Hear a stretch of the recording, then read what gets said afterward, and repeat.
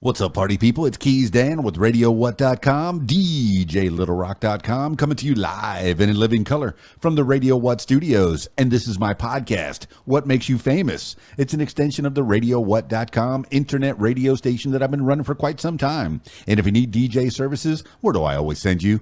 DJLittleRock.com. One more time. DJLittleRock.com. Check availability and get a free price quote, and maybe you could have me at your next event. You know I like to party with the people. The people need to be entertained. Are you not entertained? Let me entertain you. Speaking of entertainment, today on the program, I got Big D from PigWeed. Who's Big D from PigWeed? What are you asking such silly questions for? You got to know, and if you don't know by now, you're going to know in the next few minutes. So stick around for Big D from PigWeed.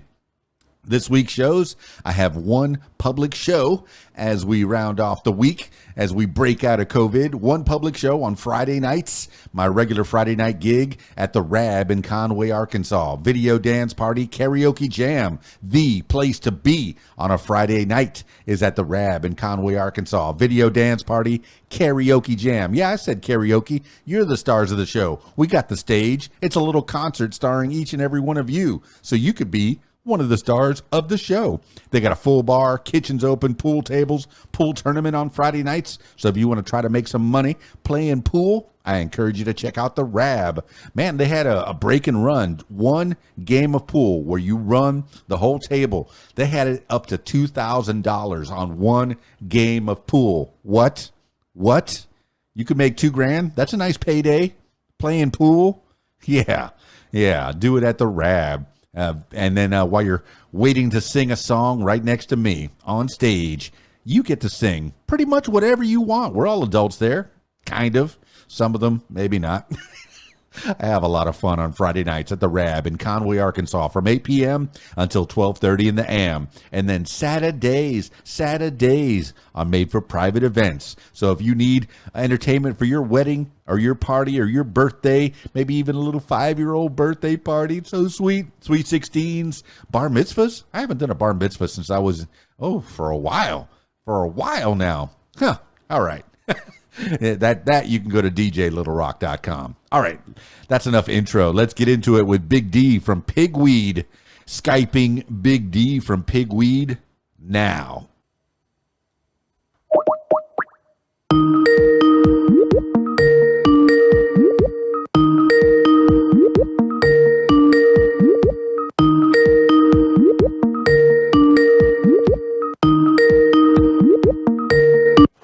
There we go. There he is.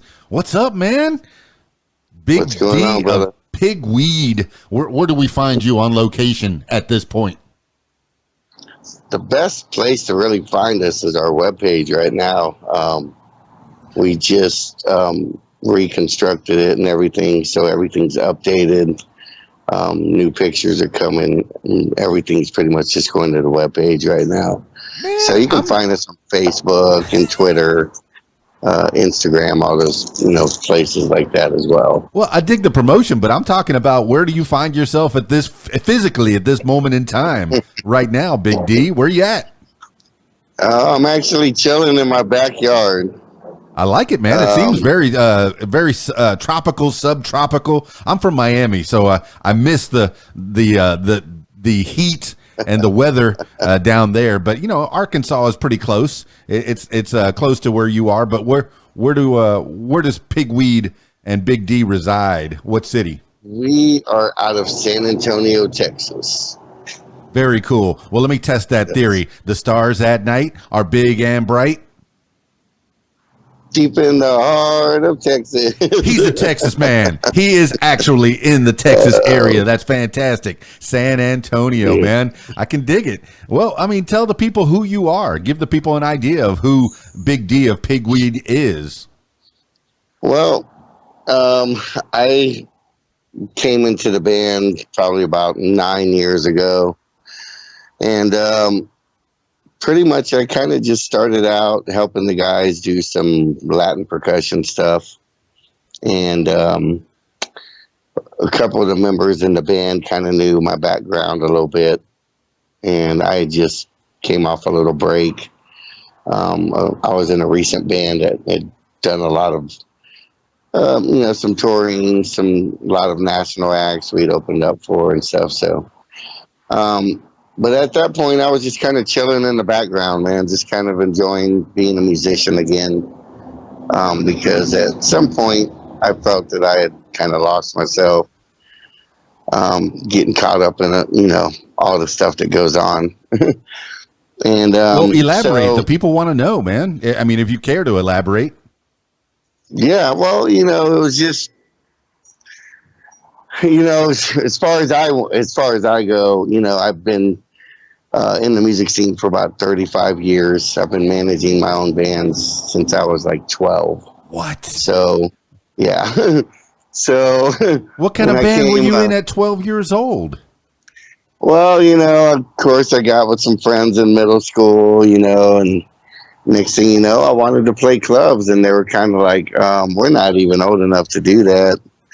And I was like, who cares? So I literally had my dad drive me to, I remember him driving me to a club called X's on Fredericksburg here in San Antonio. And I just turned 13, 14, something like that. And I just knocked on the door, and the dude looked at me like I was crazy. And he shut the door on me. And so I came back the next day, and I knocked same time. He opened the door, and probably about a good 2 weeks after doing that, he realized I wasn't going away.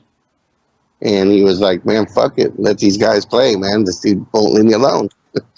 Well, Big D, what kind of music were you playing back then at 12 years old? Did you find yourself to be a good musician at 12 already? Well, had you been trained?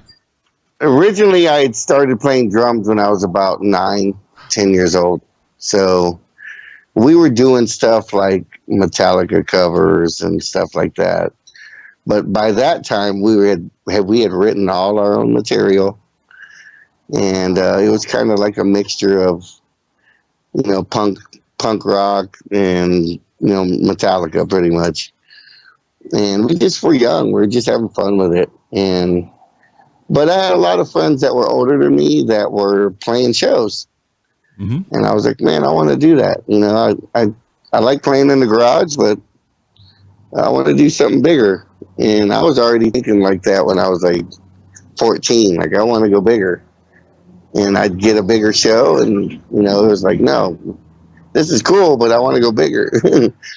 And so I weaseled my way through the music industry. I played in a couple bands. I winded up actually joining one of the best bands here in town in 93, 94, I believe it was. Who dat? And it was a band called Judgmental. Okay. And they were already established by the time you got in there, and you were playing drums for them, I guess? Yes, I came in on drums, and totally different style of metal. I was into more of a groove metal at the time, and but they were a little bit on the speed metal side, I guess you could say. And but I wanted it, so they gave me 14, I think it was 14, 16 songs. And had some big shows coming up, and they said, hey, here's our set list, 14 songs, 16 songs, whatever. Learn as much as you can in 7 days, and then you'll audition.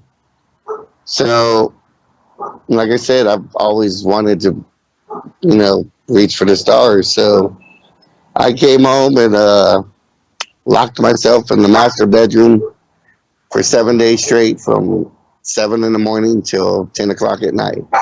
So original songs or Judgmental had their own songs?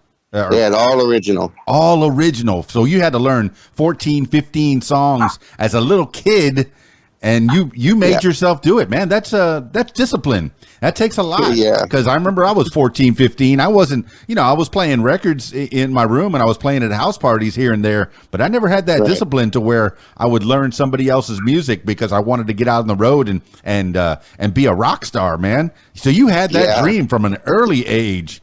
Who gave you that dream? Was mom and dad into music at all, or what were they pushing you into it? No, nobody in my family. It was just, I was born with a disability, and so my parents always just really backed me up on what I wanted to do, and just to show me that someone was there. And I went through a bunch of shit as a kid, Well, and what kind of disability that you could?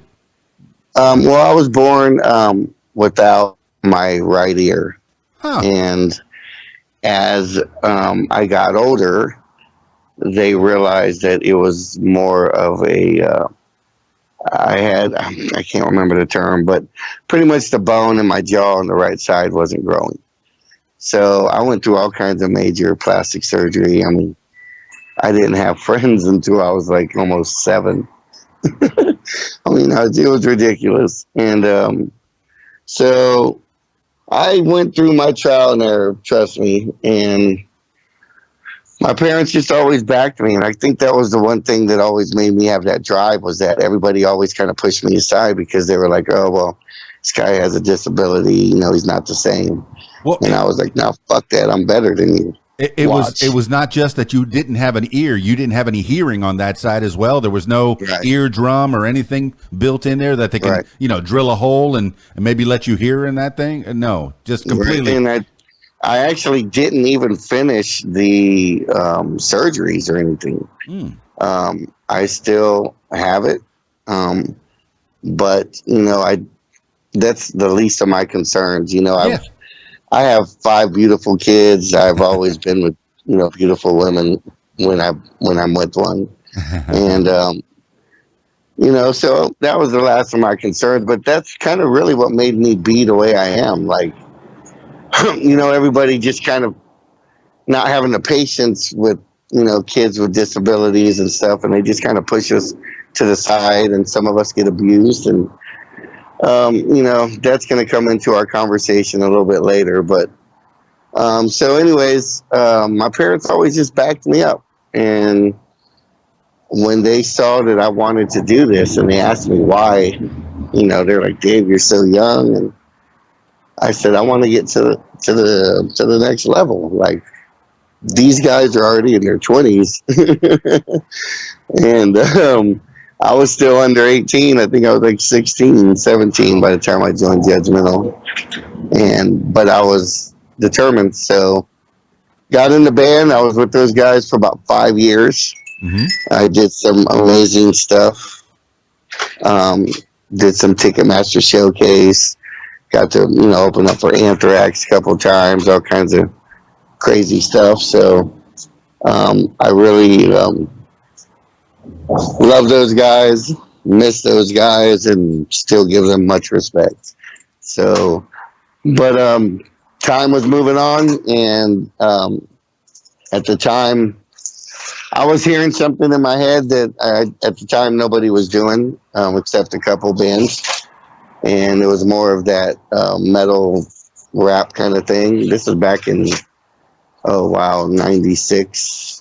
What do they classify that as? Is that the new metal, or is that what you just called the groove metal? Because the people back can then it was called rap metal, but like now they call it new metal. Okay, because the people can figure out what speed metal is. It's metal faster, as fast as you possibly humanly can. And the drummer, man, I can imagine you as a drummer back there.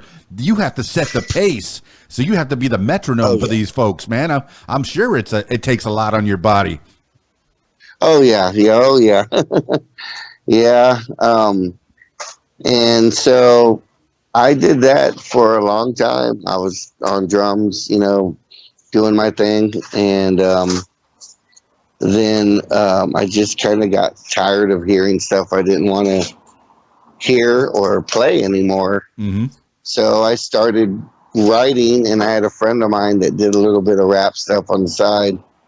I pulled him in, and we winded up making a band called Billy Mac. Okay, who's that friend? Give credit where credit is due. Yeah, Billy Mac really rose the standards for me and all the musicians that were in that band. It was me, Trey Davis, Ian Train, and Mike Jones were the original Billy Mac. And we started out, our first show was a national, and we winded up opening up for Cold Chamber, Power Man 5000, Snot, Clutch, Suicidal, Limp Bizkit on their first tour, Deftones. I mean, the list went on and on and on. And I remember right as we got together and we started playing shows, this friend of mine named Guido came running up to me one day and we were setting up. And he says, "Hey, Dave, man, you got to check out this band, dude. They're fucking badass." And I was like, "What?" And he was like, "Yeah, check this out." And it was Limp Bizkit's first single, their first song they ever came out with, which I believe was either Faith or Counterfeit. I think it was Counterfeit. And when I saw that, I was just like, holy shit. Okay. And they were doing the mixing the rap with the metal together. It was like, that's what I'm talking about. Like, it was two things. Like, look, guys, this is what I'm talking about. And then the other thing was like, fuck, they beat me to it. It was like, but we were doing very well. And we had a CD release party and we had to do it 2 nights in a row and sold out the best venue here in San Antonio, both nights. So we were doing fairly well, but we were young and dumb, and some of us let it get to our heads, and so we just winded up kind of falling apart, right after, I believe, Warped Tour. Well, I'm guessing you're in your 20s, maybe your early 20s. You're still made of rubber. You could do pretty much whatever you want. You're like Superman, Wolverine powers. I know in my 20s, I did a lot of crazy stuff, man. Nothing that I would determine as maybe highly illegal, but certainly, there was lots of stuff that went on back then. And the things that go on when you're a rock star, man, you get led. People just start giving you things. And you already said you had beautiful women coming at you. That's a part of it. But then other substances start heading your way as well. That's just the rock scene, man. Rock. Was it sex, drugs, and rock and roll? That's been the saying for years and years and years. And is that what you experienced, Big D? Yeah, pretty much, man. It was just getting crazy. The shows were getting crazier, the crowds were getting crazier, and our attitudes were getting crazier. We just started butting heads a lot. It was like, the way someone brushed their teeth, it was just stupid shit. And well, that could be problematic, man. When people start telling you how great you are, you start to believe it, man. Oh, you're great. You're wonderful, man. I love you. I love what you're doing, and you start believing it. And your ego starts getting out of control sometimes. And I hate that it breaks up bands, because the whole reason that you're getting told you're great is because you're with these folks, with these fine members of this band. And that's how you become great, is collaborating with others. And Big D, I continue.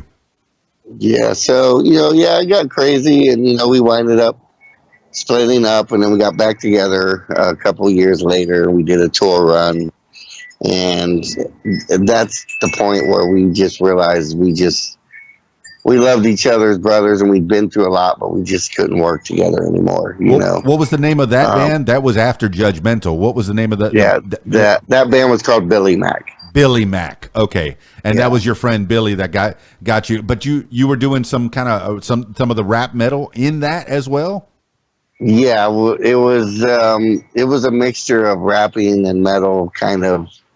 We were just kind of trying to find that new thing. Like, it wasn't the new thing, but it was what we were feeling, Who's the rapper in that group? Heading into that rap genre, cold chamber genre kind of. Is that you? You can do the rap?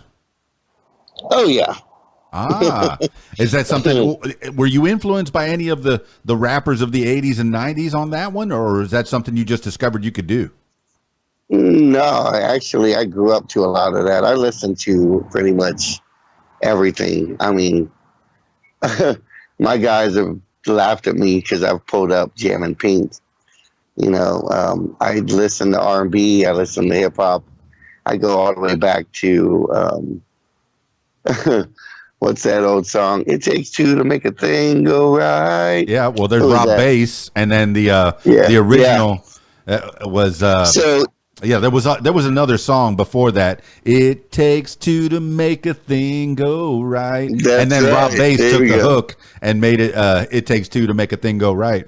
But yeah, Yeah. man, example who was buying you these records? Because you have to have I was somebody. actually, since I was alone a lot, and I hate to say it, but, like I said, a lot of people didn't want to hang around me because they didn't want to be seen with me or whatever it was because of my disability. So I spent a lot of time just, I would go to the mall, and I hate to say it, but I'd steal them. I'd steal the albums, I'd steal the tapes, whatever.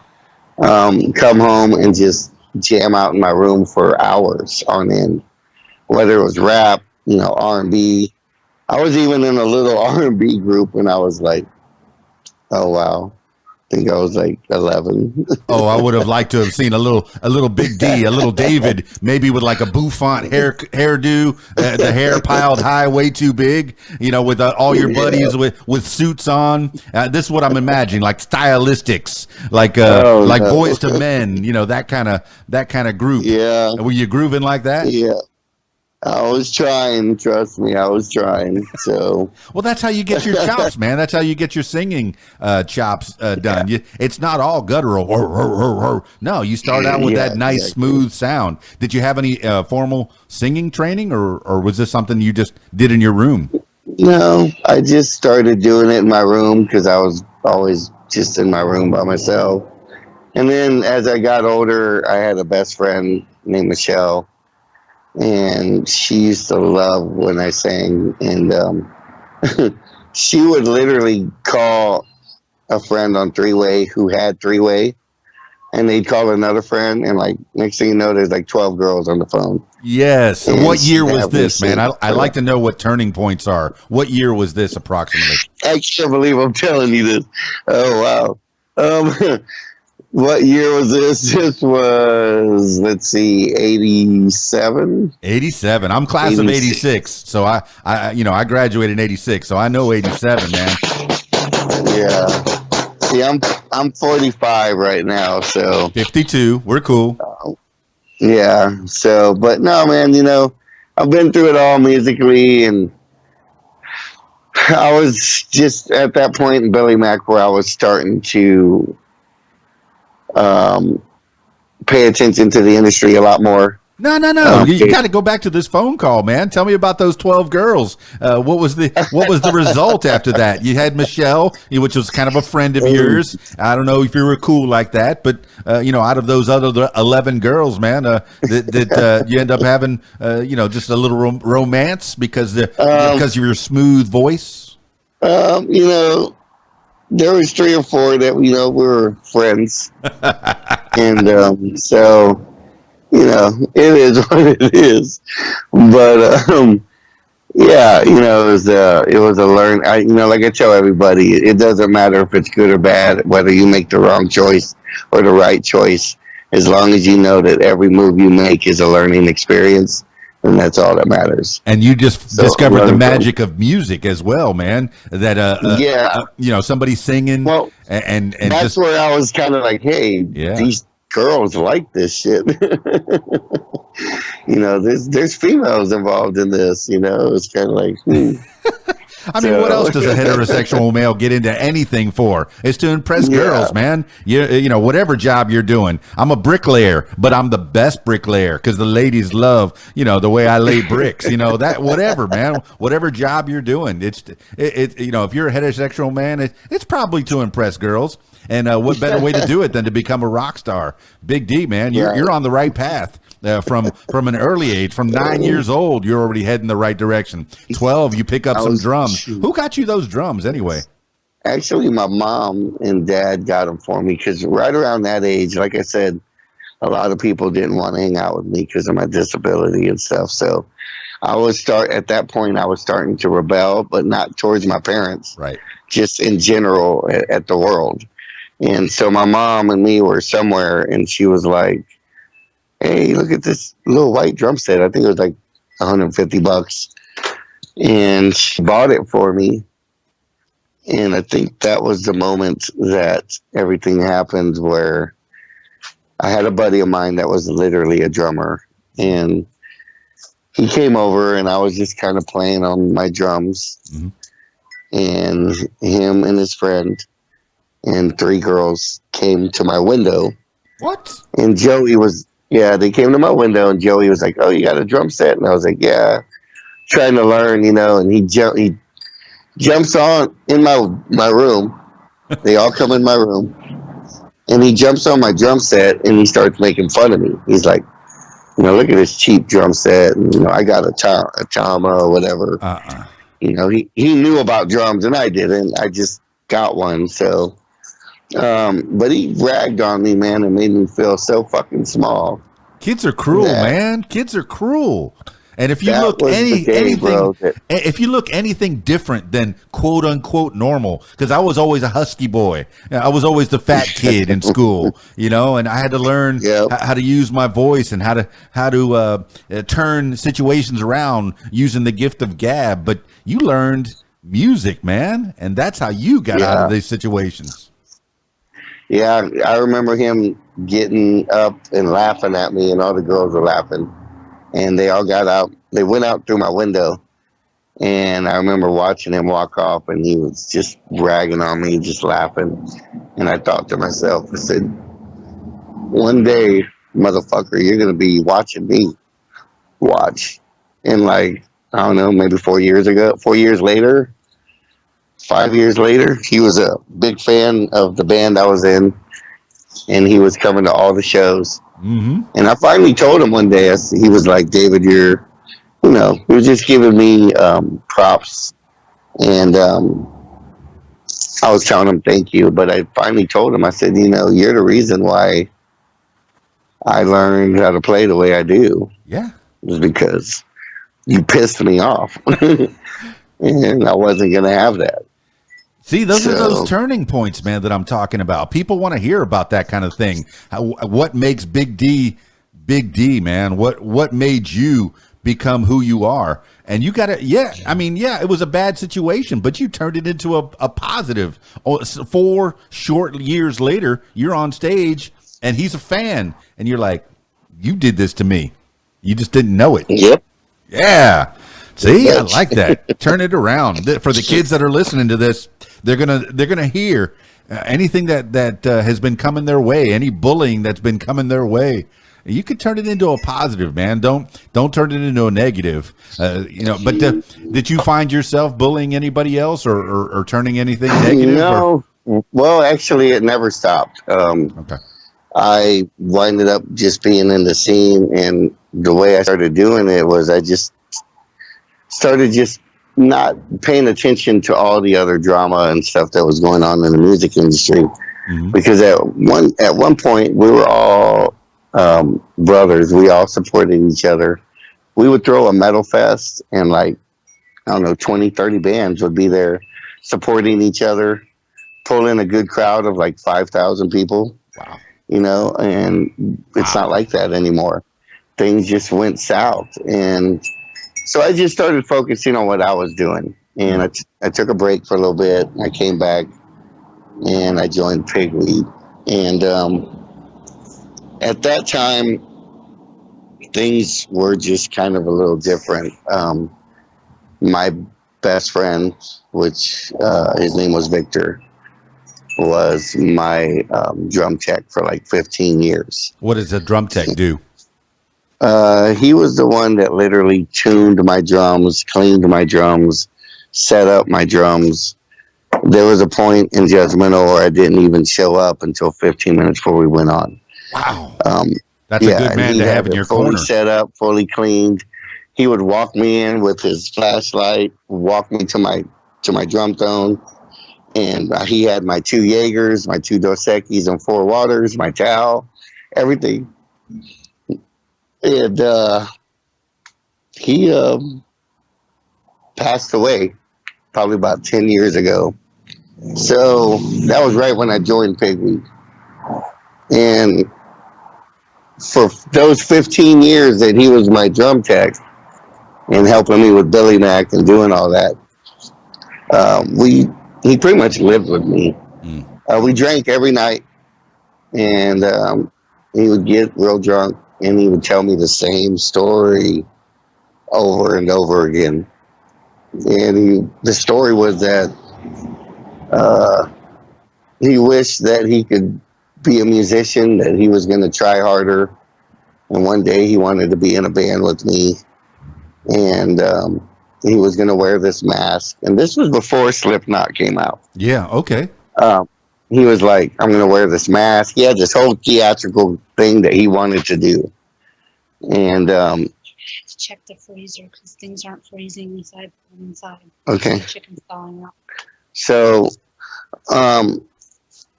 pretty much when he passed away, it was the day before Christmas, and he had come over and we exchanged some words and got into a fist fight like we always did. And so that night I didn't talk to him, and the next day was Christmas. So then the day after Christmas, that next morning, I had went to a job interview or something like that. I can't remember. I was doing something, and I got a phone call about 10 in the morning from his wife telling me that, she was screaming that he's not waking up. So I took off. I remember jumping over this dude's office desk. I think I was doing a job interview, and I just jumped over his desk and took off. And I started telling her, Brandy, where you at? And she told me where she was at, and she was just hysterical. Anyways, by the time I got there, he died. What happened? So he slipped in the Whataburger restroom and knocked himself out and slid in the corner to where it pushed his chin all the way down, and he suffocated himself. And this is where his lady was calling you from, the Whataburger? Yeah, because she worked there. Oh. And he went up there to visit her, and he was eating breakfast and said he was going to go to the bathroom, and his brother was with him, and he never came out. And so she went to check and couldn't get the door to open and realized he's leaning against that door. So she had them bust it, like get it open, and he wasn't breathing anymore.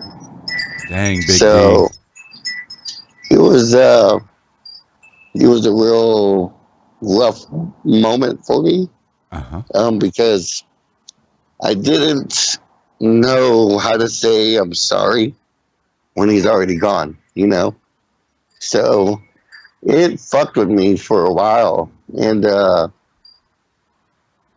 remember, I think it was a female friend of mine was like, what you should do is she goes, I wish his dream would have came true. And that's when I just sat there and I was like, you know what? That's how I'm going to tell him I'm sorry. Well, you do realize that was just the last moment of his life, man. You had a fight the day before, all right? But 15 years of friendship. Yeah. There's a whole lot more to that last moment. I know it's tough to say I'm sorry, and I hate that you lost this good friend, this good person that was in your life. You're confident. You're second. Your guy, man. Yep. So when that happened, that's where the mask came from for PigWeed. Okay.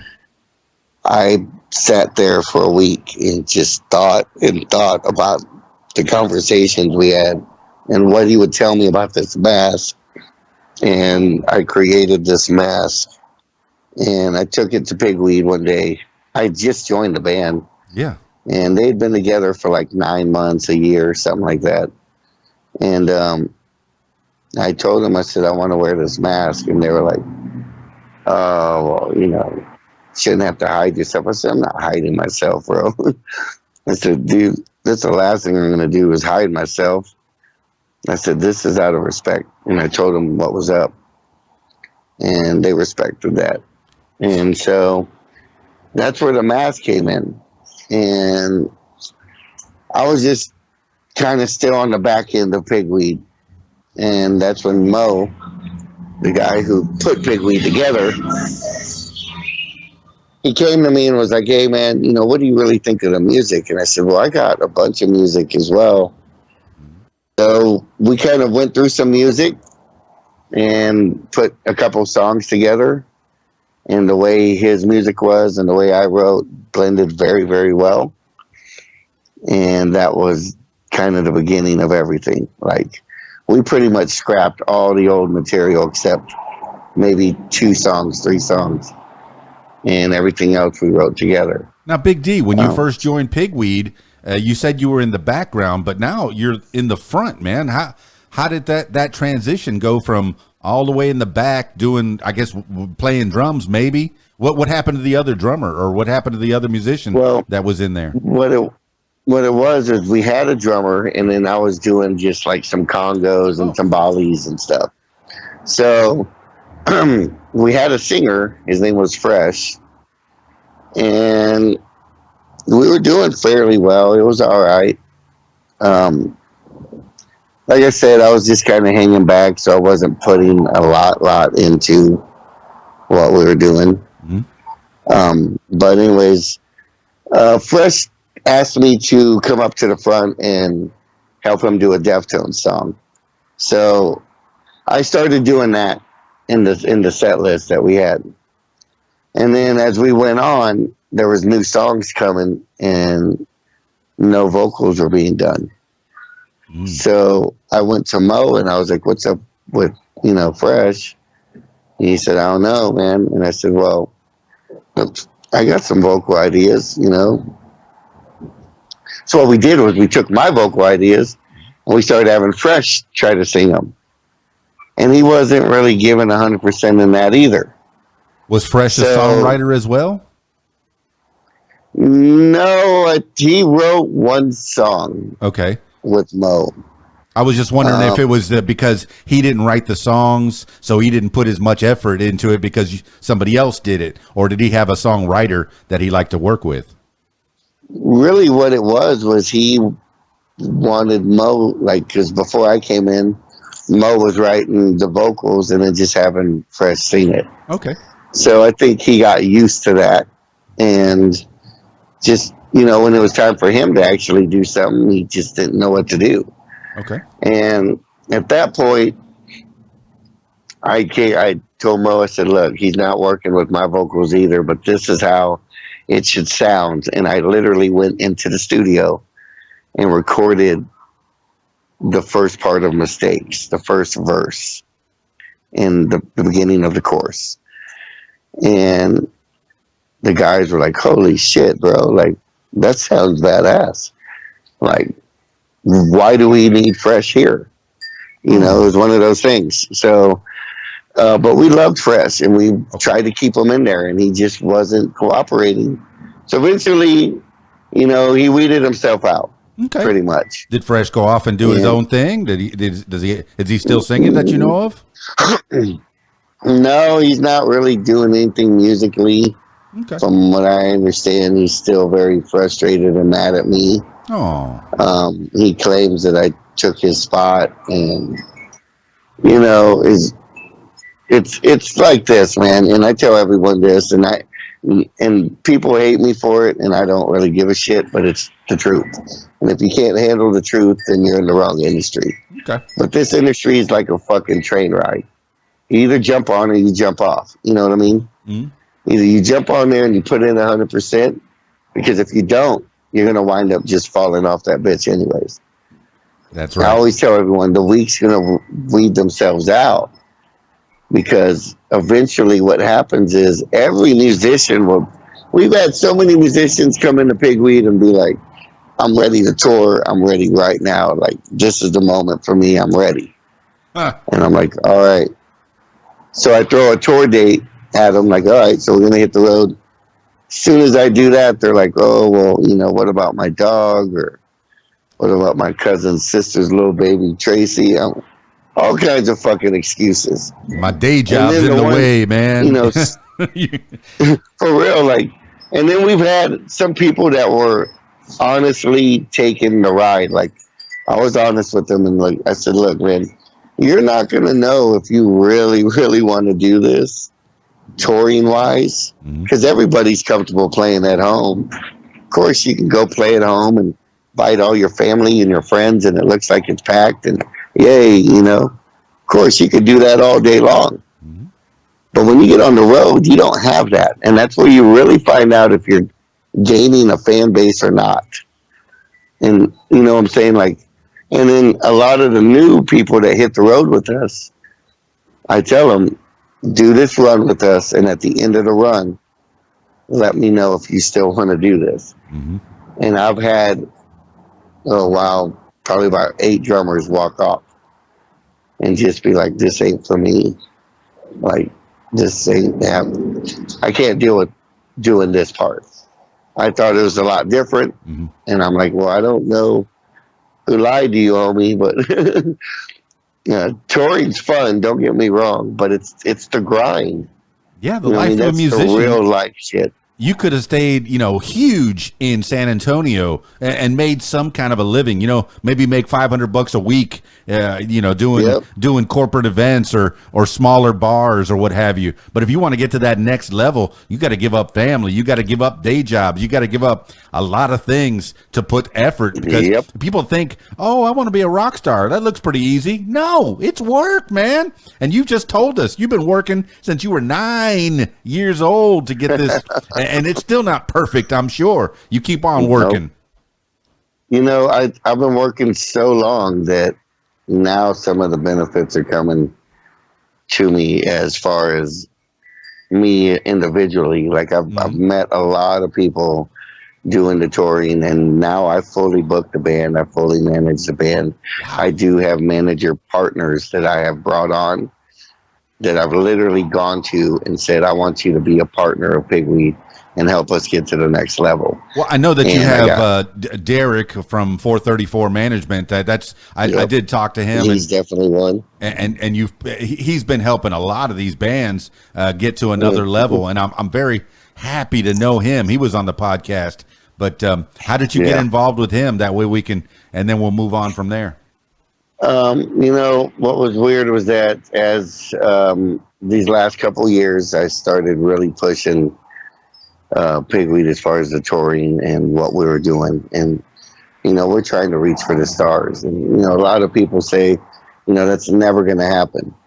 And it's just one of those things, man. Like, you got to reach for the stars, even though, you probably will never touch it. You just got to keep trying. It's like, that's the dream. That's something that needs to come within you. And so once we got to that point and I started booking a lot of touring and stuff, I started to just do my research. I started researching people. I started just kind of reaching out to some people that I've already met and researching people that way. Finding the dirt on people and finding the good on people. And then also witnessing it, being on tour with people. A lot of people think, the eyes are not on them at all times, but when PigWeed's around, I watch everything.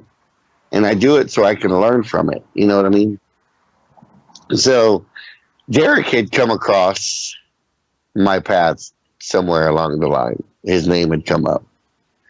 And so I researched him and came across Paul Crosby as well. At that time they were partners. Mm-hmm. And so I researched both of them. And, me, I don't get starstruck like that.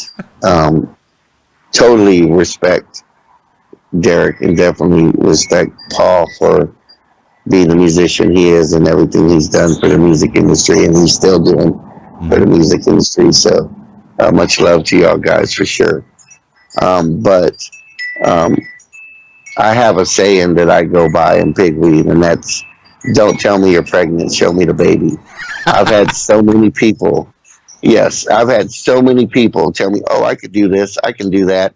We've been on tour. I've had booking agents come up to me all across the U.S. and go, dude, I'm gonna put y'all on tour. I'm gonna do this. I'm gonna do that and do this and this.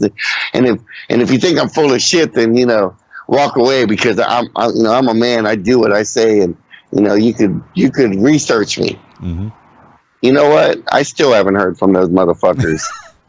Every once in a while, Yeah. you do get that gem. I've had people that have wanted to be my agent for the longest time. People that have wanted to book me for different things, and I've worked with a few. Some do work, and they take a big cut of the money, because you do have to make a living. But some of them take 10%. Yep. Some of them take up to 50%. Of your money, Yep. and sometimes they take even more. And for a young kid, and that's what they want is to find that young naive person that doesn't know any better. I'm glad that you're teaching people right now, Big D, of how things happen in the real world. Continue. Yeah, because it's the real deal, and I tell people that all the time, man. And I'll be honest with you, I have a lot of people in San Antonio that do not like me. Why? Because I am just bluntly honest like this.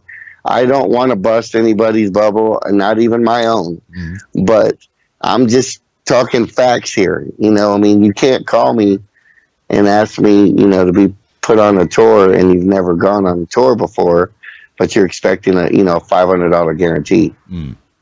How is that going to happen? Yeah, you have no fan base. You know what I mean?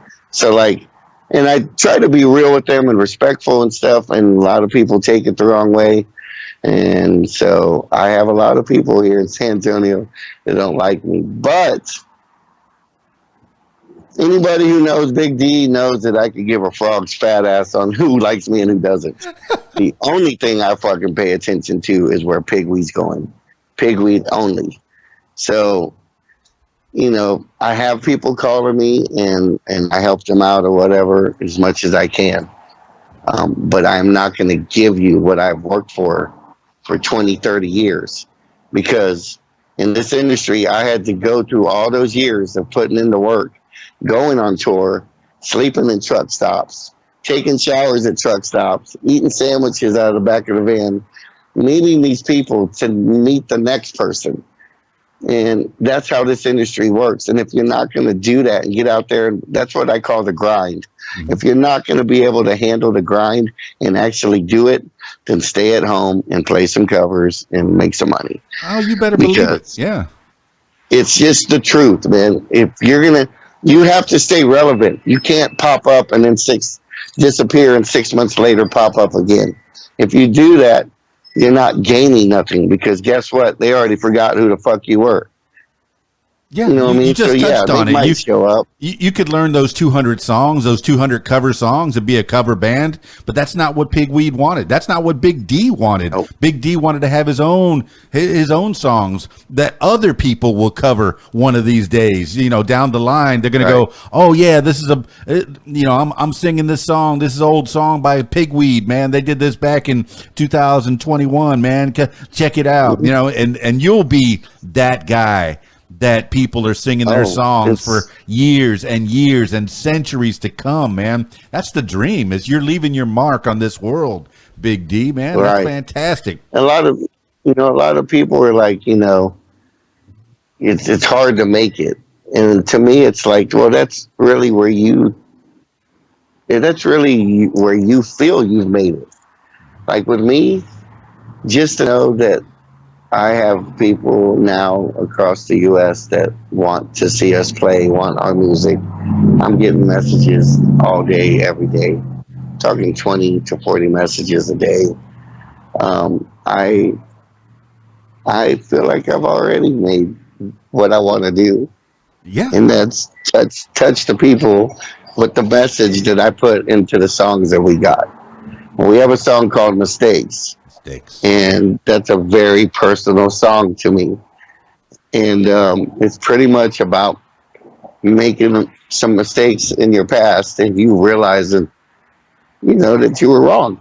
And there's a point in time in your life where you're going to want that forgiveness, whether it's just between you and the Lord, or you and that person, or you and that situation. But it's going to come, because everybody someday fucking grows up. And I've had so many people message me and be like, that song saved my life. That song, I had a guy 2 weeks ago tell me that he'd been planning on killing himself for the last 8 months over some choices he made. And he came across PigWeed. And He came across that song, and he was reaching out to me to let me know that he literally burned that diary and wants to be here now. And he's learned how to accept his faults and go to the people that he hurt and ask for forgiveness. Big So D, the power it's of been music, great. man. The power of music. Yeah. You're saving lives. Was that song Mistakes about one person or a group of things that you've done or you've been Just a involved in? group of stuff that I had done that, I mean, everybody's done crazy stuff. Some people have done it to the extreme. Some people haven't. But like I said, there's always that one little mistake in everybody that they wish they could go back and change. And so that's what the song was about. And so anyways, like with all these new songs that we're putting out, I've literally started putting out my message. And I didn't really know what my message was for a while. I was like everybody else, like Korn and all those other guys. You know, when we get into a band where we can actually release our emotions, the first thing we do is we want all that anger to come out. So usually the first album or two are pretty heavy, you know. But as we've gone on, I'm starting to find out where I'm at and why I'm here and what message I want to deliver.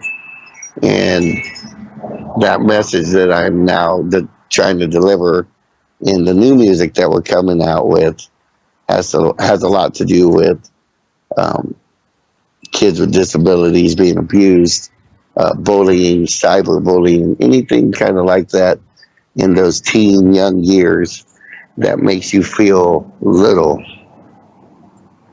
I'm trying to send that message that they're not alone, and there's not one thing that someone can say, you know what, I'm better than you. You know what I mean? Because I had people tell me that forever. And you should see the reaction when we go on tour and we go in these venues. You know, I'm in there, I don't give a shit. I'm not there to impress anybody. I'm there for the music and the music only. So when you run into me, if you ever do, trust me, you're going to find me in shorts and chanclas and a shirt. And I'm just going to look all hoboed out. That's just me. I just like to be comfortable. But I've noticed every show, people are staring at me. They stare at me. They stare at me because they don't know who I am, you know, plus my disability and other things.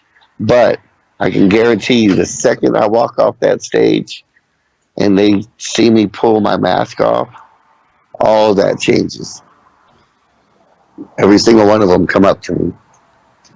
And I've had people come up to me and be like, I'm out here with a friend of mine, but my son has, you know, a disability and I want him to see y'all.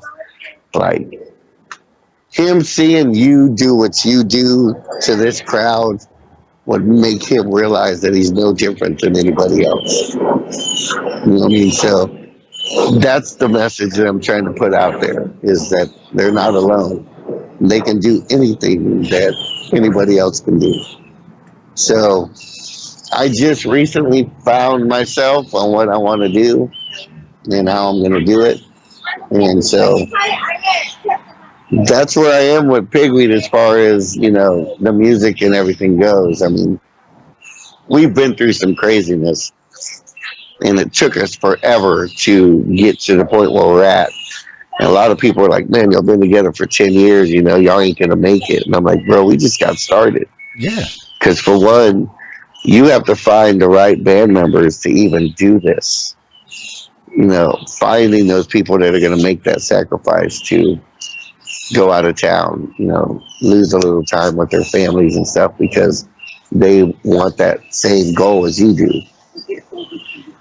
David, So, Big D, man, you've taken the negative and you've turned it completely around into a positive. You're becoming an advocate for the no bullying through your creativity. Turn that negative into a positive. And yeah, you're right, man. You got 7 members in your band. You know, to become a rock band.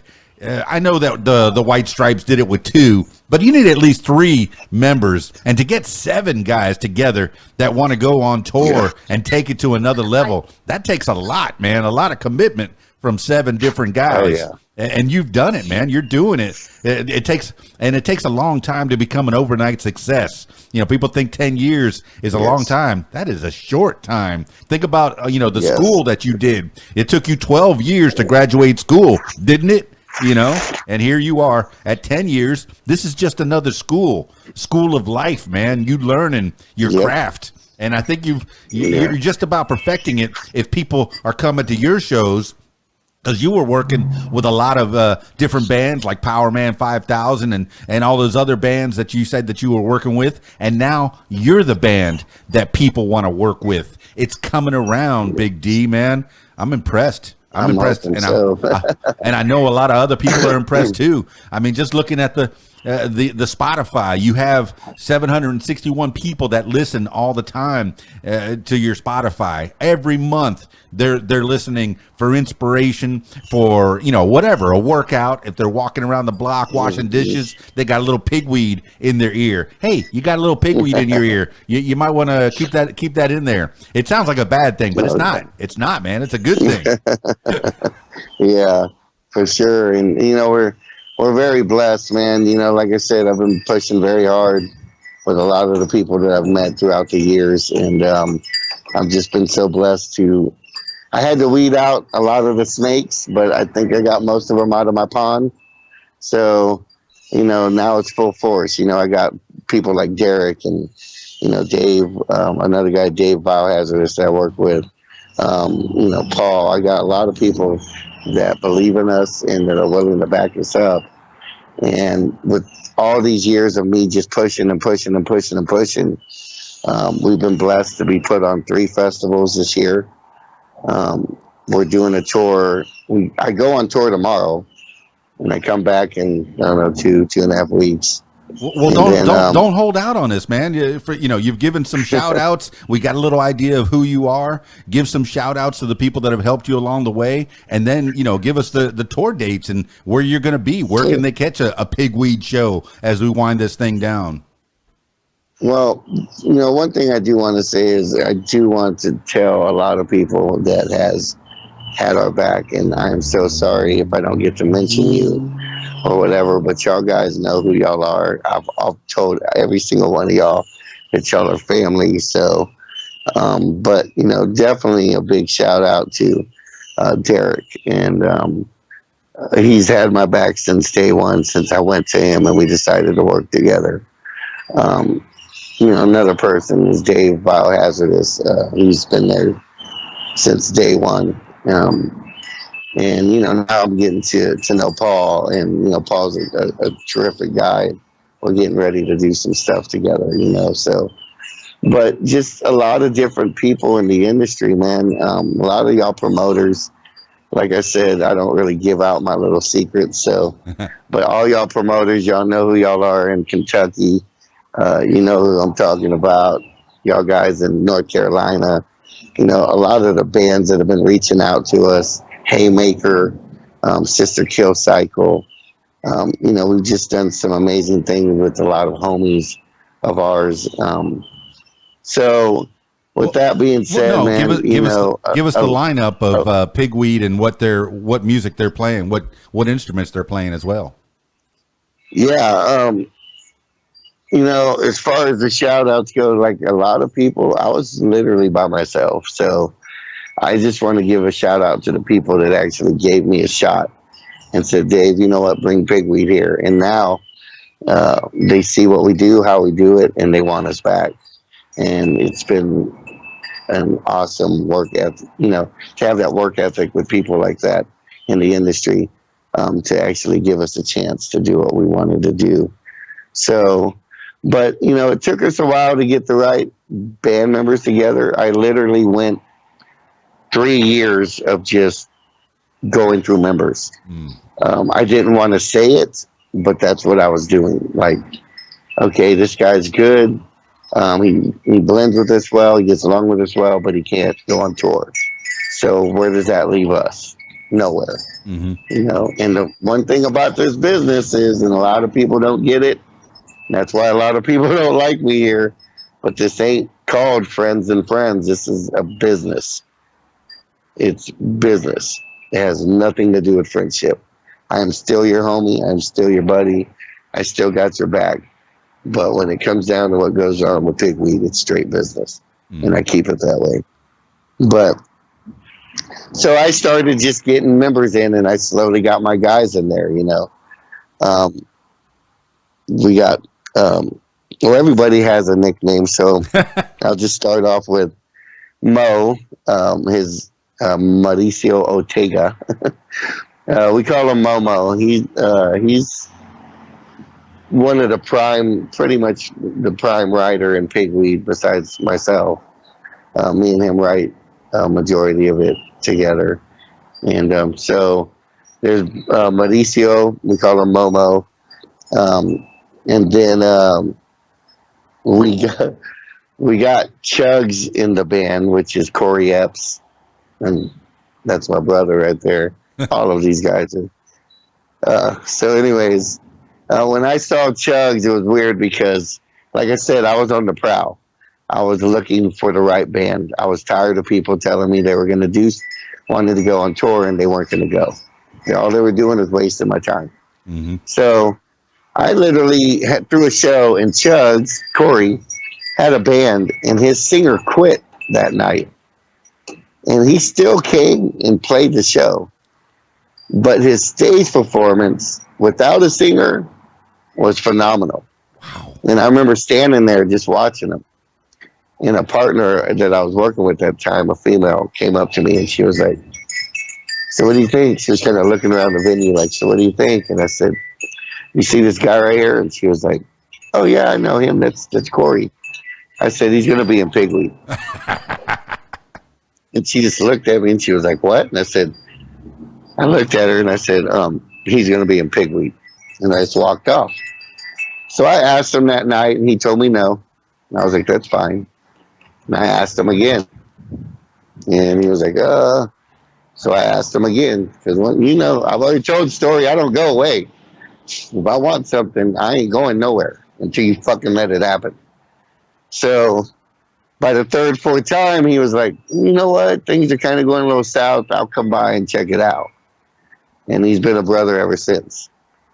So same thing with Funky. Funky, that's my homeboy Danny Young. He pretty much raised me in this music scene. He's older than I am, and when I came into the music scene with Judgmental, Funky was in a band called Uncle Funkster that was doing very well here in town. And so all those guys, the OGs of San Antonio, kind of raised me because I was, like I said, I was so young. I wasn't even supposed to be in the club, but they weren't carding me. They were just like, "Oh, that's the drummer for Judgmental." So I'm like, "All right, cool," you know. 16, 17, buying rounds of Jaeger, you know, it was great. So what was funny is that they finally carded me on my birthday, and it was my 21st birthday. And he was like, "Give me, you know, let me see your ID." And I said, "Man, you haven't carded me for years." "Oh, I'm just fucking with you, but give me your ID." So I gave it to him, and he was like, his face just went cold. He was like, "You're fucking lying to me." And I was like, "No, I'm 21 today, bro." He was like, "You've been coming here for 4 fucking years." It was great. But anyways, Funky and them, you know, I've known him forever, and he's a great guy. He always has me laughing, even when things are going south. And he was bugging me for like 2-3 years. I thought he was joking around, you know. "Hey, D, let's jam." And I'm like, "Yeah, whatever," kind of. And then finally one day he came up to me and goes, "No, bro, I'm serious. Like, I want to play with you." And so we brought him in, and he's been in the family ever since. And so same thing with Thor, you know, we lost, like I said, we've been through a lot of drummers. And when we lost one, Corey, or Chuggs, told us about Walter. Okay. Which we call him Thor. And Walter came in, Moreno. and Moreno, he's on he was drums. the only drummer that actually came in and was like literally professional about the shit. He learned everything note for note, exactly how it is on the CD. And we've had numerous drummers come in and not want to do that because they want to put their own little flavor on it. But what they didn't understand is this CD has already been out. People have already heard it.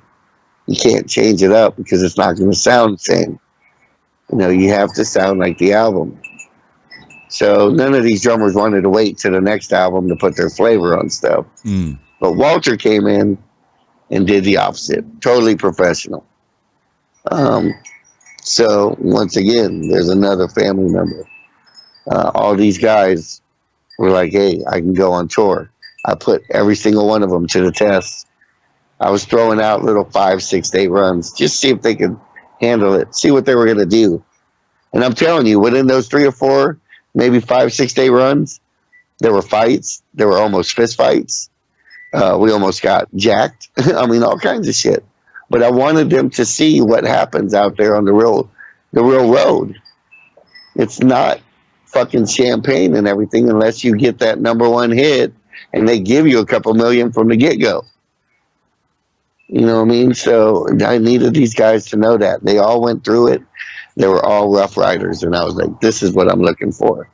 I'm looking for people that are not going to help me create drama. I'm looking for musicians that are going to help me find a solution when things go south. Because if you can't work together as a family, it's pointless. Especially when you're 6 states away from your home with a little bit of money. And we've been in that situation before. We've had a promoter reach out, and I will give props to this. Nick Hoffman, that dude from the Looney.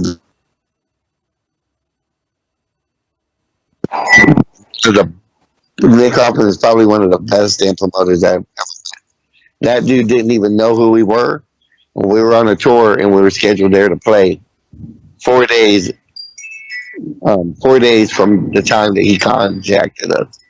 He found out that our shows got canceled and we had nowhere to go, no money, no nothing. And that dude took us in, got us a hotel, fed us for those days, led us to a pre-party to help sell merch so we can get home. I mean, he went way and beyond. And he does that for every band.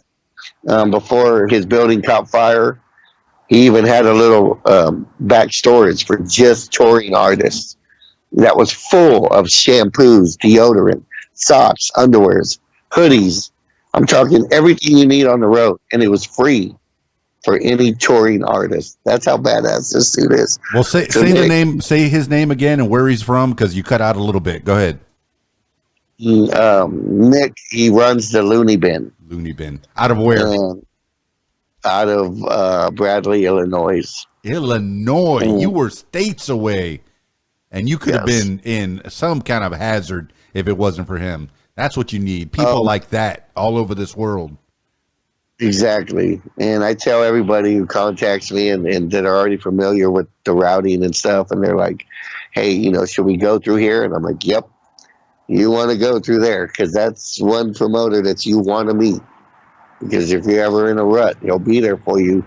Unless you fuck him over, of course, you know, but he will be there for you. He didn't even know us, bro, and he put us up for 3 days in a nice hotel with two bedrooms, the whole works. Sweet. So, Nick, much love from PigWeed. But anyways, so I got all the guys together, and we were in a position where Momo had some stuff going on, so he's very limited on some of the tours and stuff like that. So that's why we have 3 guitar players. Okay.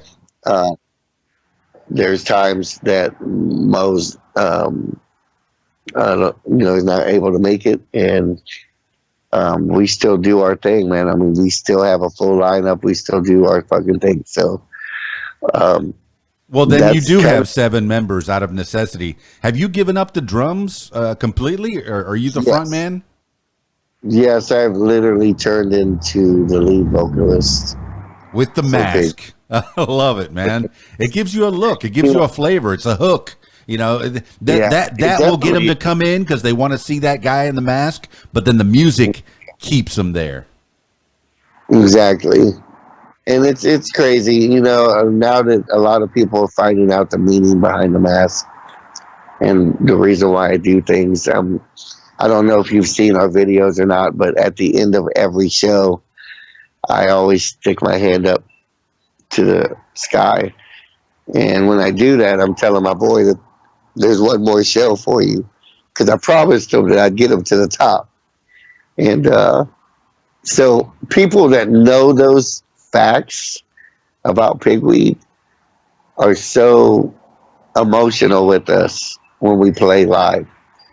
It's just crazy. And now that we are starting to be in demand, we're hitting cities that we've never been to, and people are singing the words, requesting, you know, just shouting out, you know, play Save Me.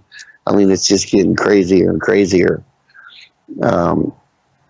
So we're at the point now where we're like, you know, this is the real deal here. So we got to step up our game and make sure that we come full force like we always do.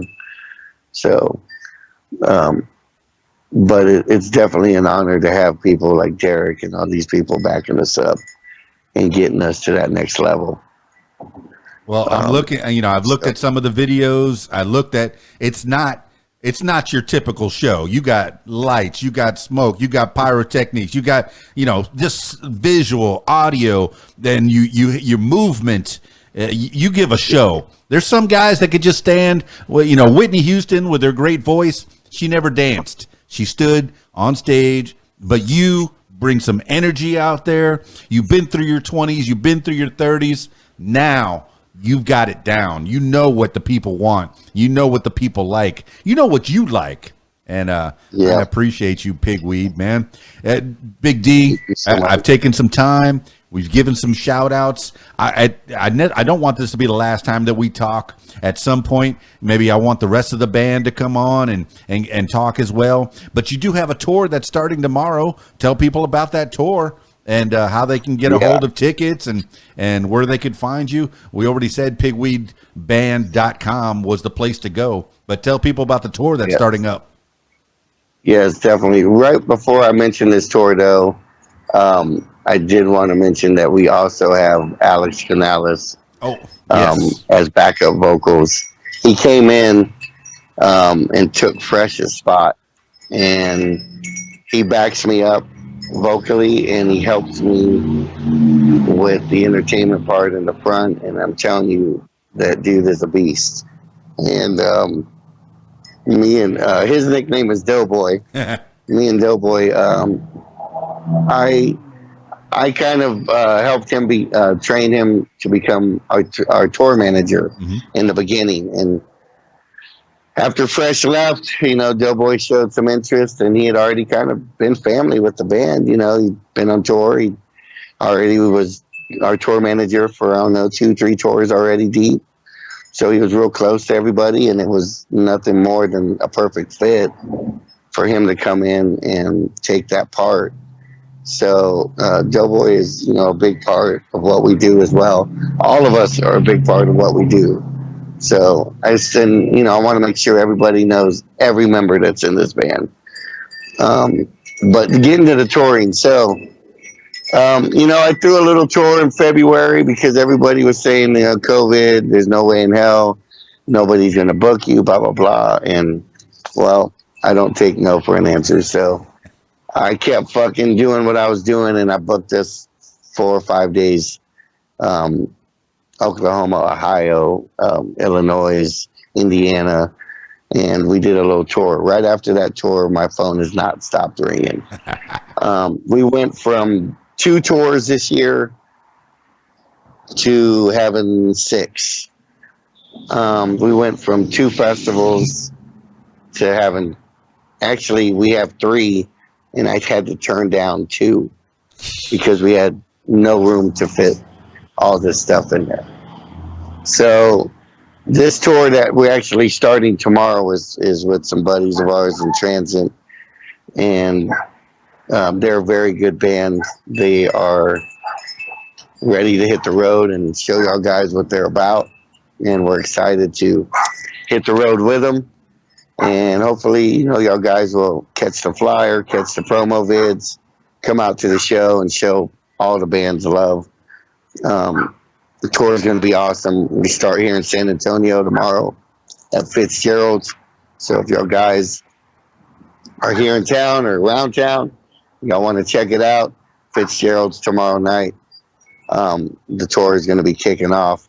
And then the day after that, I believe we're in Abilene. And we wind up just going throughout Texas. We'll be in Houston. Well, Abilene is at Homer's Bar and Music Venue. Yeah. And so we're going to be going through Texas. We're going to do a couple of Louisiana dates. Well, 7-Eleven, you're at El Paso, Texas at the Rock House. Yep. I'm sorry, I don't have the flyer. I'm watching the promo video. No, I'm watching the promo video right now. 713, you're in Amarillo, Texas, Zombies Bar and Grill. And yeah, just find you on social media, man. The YouTube, it gives you a little taste. All the light show and the music and the energy, you could tell, man. You go to PigWeed, you go to a PigWeed show, you're not going to be disappointed at all, man. Yeah, so we do that run. We get done in New Orleans on the 18th, and then we come back and we go to Killeen and do a awesome show with some awesome friends of mine from back in the day, a band called Critic Kill. Those guys are amazing. Please go check them out. They are doing a return show. They've been on hiatus for a little bit, but they came back and did the Saliva show with us last year, and they're doing their return show. I believe it's July 23rd or 4th. And it's in Killeen. So you can find all those dates on our Facebook, our webpage, our Instagram, Twitter. We have all those flyers up there.